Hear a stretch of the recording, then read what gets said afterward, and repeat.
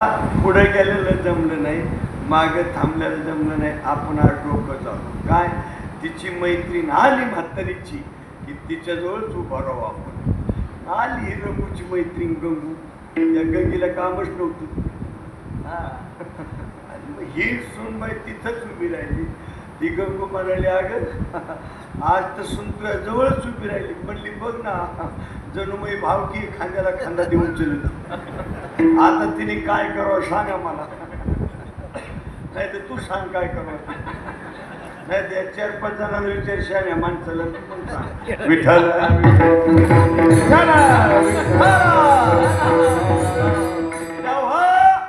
चालला तर तुम्ही नाही माझी दखल घेतली तर आठवण तुम्ही द्यावी पांडुरंगा.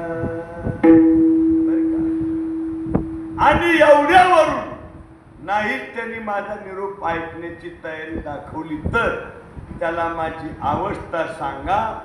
अनाथ अपराधी पतित आगळा. मी कसा आहे? अपराधी, अनाथ आहे, पतित आहे, आगळा पतित आहे, आगळा अपराधी, आगळा अनाथ. पतित पतित परिणी त्रिवाच्या पती किंवा मितवानाथ अपराधी कर्महीन मती बंधभूती.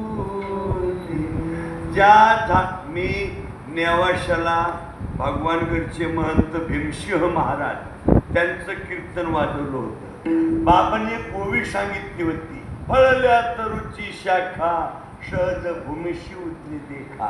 ज्या झाडाला फुलांचा फळांचा बहर आलेला आहे त्याच्या फाट्या अशा वाटलेल्या असतात. फळाने फुलाने चढून गेला.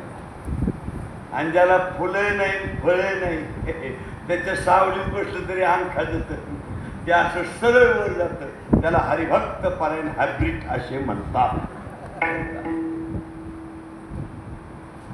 वाकण्याची सवय लागते, वाकण्याची. सांगू तुम्हाला, आपण बकेट जर विहिरीत पारवात आडात सोडली, पूर्वीची पद्धती, आता काय बटन दाबलं की पाणी इलेक्ट्रिक. परंतु जुनी पद्धत महिलांनी पाणी आणण्याकरता ते बकेट आणि असा रहाट असायचा चाक, त्याच्यावरून पाणी शेंदायचं. मोठ्या घागरी 2-2, 3-3 हांडी, एक एक वाघणीसारख्या मावल्या, कपाळाला कुंकू भरून, डोक्यावर पदर. आता डोक्यावर पदर हे विषय घेणं चुकीचं ठरत म्हणा. त्यापेक्षा आपलं नुसतं प्रमाण म्हणायचं, डोईचा पदर काही सांगायचं नाही. तेव्हा मग ती बकेट विहिरीत सोडल्यानंतर किती झटके देत, ती पाणी येत नाही त्याच्यामध्ये. त्या बकेटीला एक काम करावं लागतं. पहिलं एका अंगावर वाकावं लागतं तिला, त्या बकेटीला वाकावं लागतं. आणि मग अर्धी भरती, अर्धी भरली पुन्हा एकदा दोनदा असं केलं की फुल भरती.